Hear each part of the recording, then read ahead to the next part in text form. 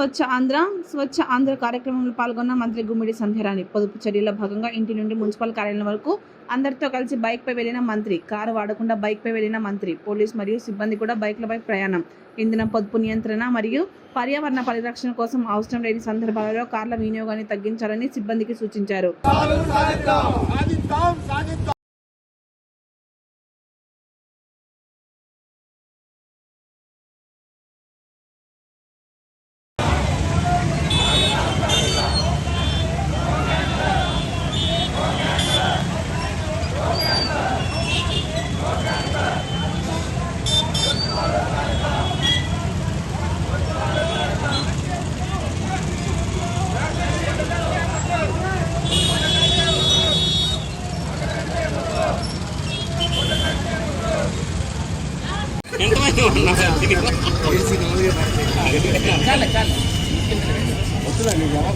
వాళ్ళ వ్యాపారం మనం పాడు చేయకూడదు, వచ్చి హెల్ప్ చేయాలి. కానీ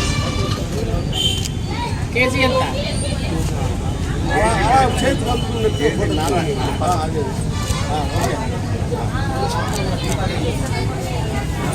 చాలు చాలు కేజీన్నర 100 కానీ చాలే, నువ్వు అమ్ముకో పర్వాలేదు.